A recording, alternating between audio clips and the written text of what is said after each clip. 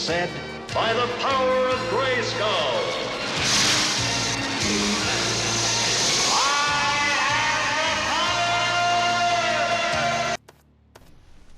Hello, this is just a quick review for Dakar 18. I remember when this came out, obviously in 2018, end of 2017, and I wanted to play it, but I just never got around to it, and then I forgot about it. And then it's only because I was looking on the PlayStation Store, and I looked at the 75% off indie games, and I'm looking through, and this was there, and it's only $3.99 until I think the 1st of September, or it might be the 30th of August this year. So if you get to watch this video on time, then you should go to the PlayStation Store and get it, because I've never really, I mean, I love all kind of off-road driving, and I love snow runners and all those kind of games. I absolutely love it.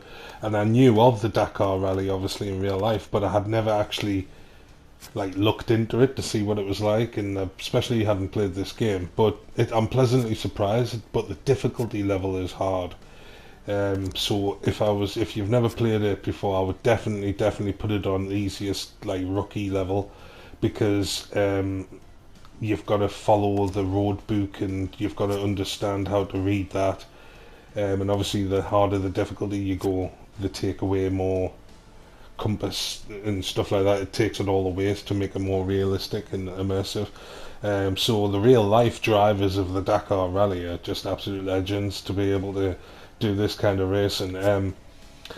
And the maps are huge, absolutely gigantic. Each race that you do will take about 25 to 30 minutes, maybe more. 39 minutes my last race.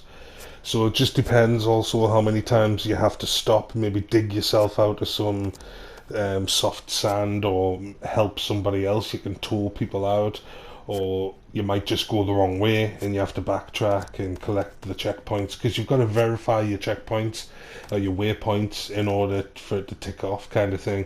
So it's like the real rally. Obviously there's a few cars to pick from. You get trucks, motorbikes, you get off-road buggies, you get quads, and you get normal cars as well, or normal kind of Dakar trucks. So there's a wide range of vehicles to get, which is good.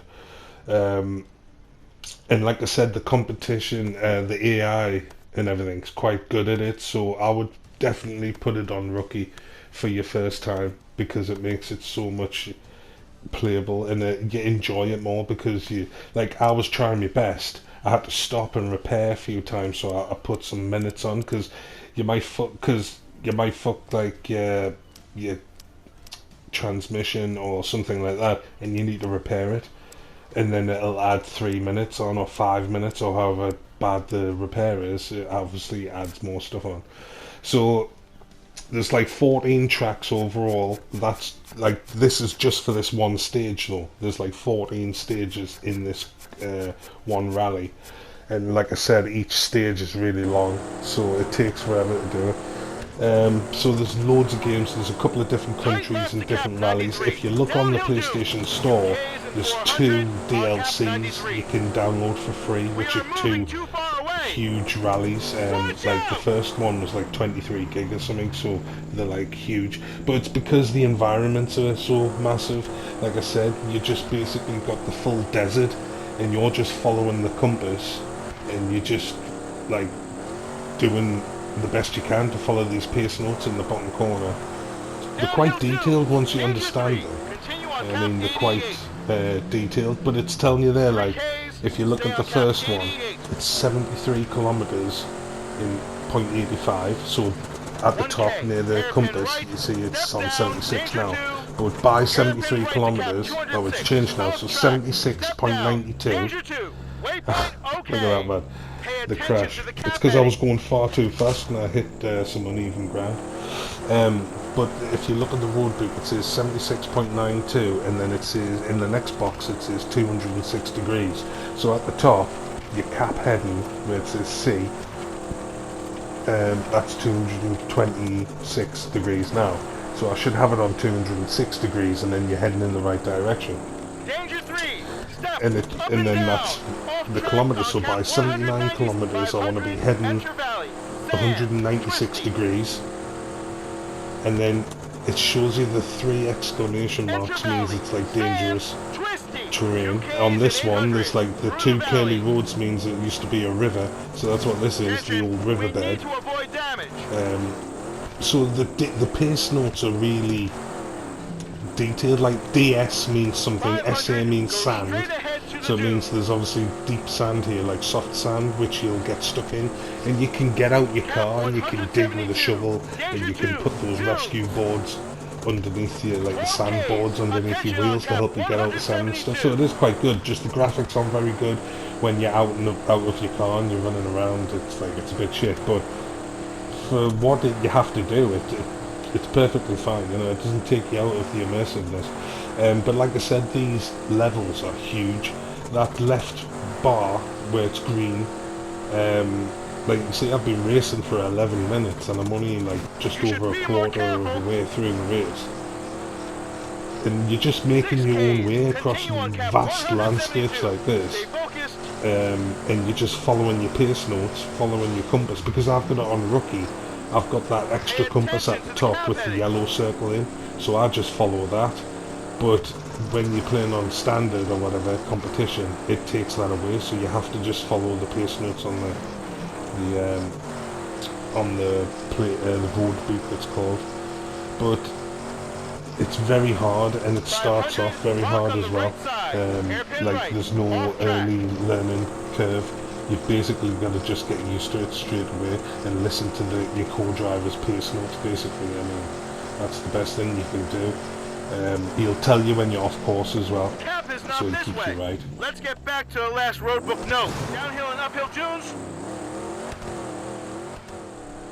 So if you listen to what he's saying there, like cap heading is the C before the degrees, something actual position or something, I can't remember what it stands for. So you've got to keep an eye on your cap heading, and you've always got to listen to what he's telling you, like cap 9 degrees, and then he'll tell you like which way to go. He'll also tell you if there's like a hazard or a steep drop. But sometimes, like, especially when you're in the sand dunes, I've found you can be flying at about 100 miles an hour, and it might just look like a little hill, but once you get over the top of that hill, it's like a sheer drop. So you end up doing like a massive 300-foot jump, and you smash all your suspension, and you fuck your car completely. So when you get like this, it doesn't look much, but then you get to the top of the hill, and you're like, fuck, I didn't realise it was that steep on the other side. So you really have to take care of the environment and take care of your truck, because every time you have to repair your truck, depending on how heavy the damage is, you'd be lucky. Sometimes you can damage it beyond repair. But if you damage your truck, it costs up to 5 minutes or more to fix each thing. So I might be on 20 minutes and 50 seconds, but then I have to like repair my suspension. That's another 3 minutes. And if you look at the top main score, like first, second, and third, you know, all the times are quite close up to now.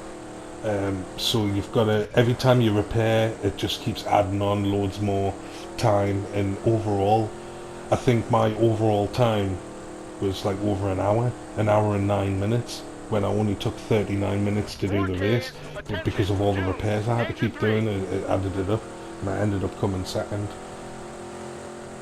So I think the best thing you can do is just get used to it first. Maybe have a practice run, you know, in the options you can click on it and go on to like a practice and just get a feel for it, because also you can aquaplane on the top of sand, so you can be flying like this, like I am at the moment, 100 miles an hour, and then you can just start sliding out of control, and then the wheels dig into the sand and you end up barrel rolling down a hill or something. So it's like the conditions are quite real. So it is like, I wouldn't say simulation driving, but you know, like the terrain isn't just all the same. You know, there's bits where you'll get stuck in the soft sand and you get bogged down. Like I said, you have to get out and dig yourself out. There's times where it's all rocks and you have to be careful not to puncture your tyre or fuck your suspension. Then it's times like this, like I'm trying to drive in a straight line here and I'm just sliding all over on the sand dunes. All the sands get soft and You know, you might try and get yourself up a hill like this, and you might stop halfway. You have to reverse back down and try it again, or look for a different way around. Because, like I said, that middle box, he's telling you some of the obstacles that you're coming up against. So you can sort of, like, I'm just going straight as the crow flies over the dunes, but slam my brakes on there so I can go down this hill nice and controlled, instead of just launching off every hill, because you really do fuck your car. And you can see the state of my car at the moment. It's like got no back door, and you know, my suspension's all fucked, my radiator was fucked, my gearbox was fucked at this point. Because if you look, I've been racing for 19 minutes, but I'm just putting my foot flat to the floor and I'm just absolutely horsing it. Whereas if you know, like what I've been saying, if you try and listen to what he's saying, you be a bit more cautious, put your brakes on at the top of hills and stuff like that, you know, you'll survive with your car relatively intact still. And you won't give away any time in repairs, so ultimately you'll get a faster stage time. Whereas if you drive like a lunatic like this and you're just horsing it and fucking you don't care about the repairs, then you're going to end up putting like 20 minutes or something on your end time just because of the repairs that you've had to do along the way. So there's tactics to it. You can either race flat out and just pay the penalty, or you can actually drive carefully but take a little bit longer. Not only all that to think about, you've got to think about collecting your checkpoints, because the waypoints, you get penalised 20 to 40 seconds for every waypoint that you miss.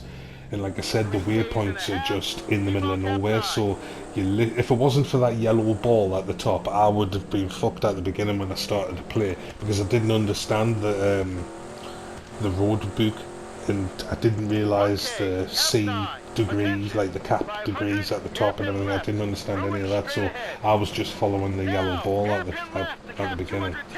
So that's all you need to do. It's quite easy when you get hang of it, but like I said, the challenge is there, the difficulty is there, because the terrain is so varied and difficult.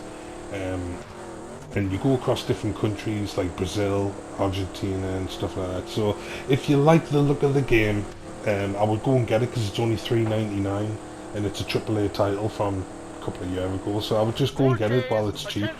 So that's it. See you there.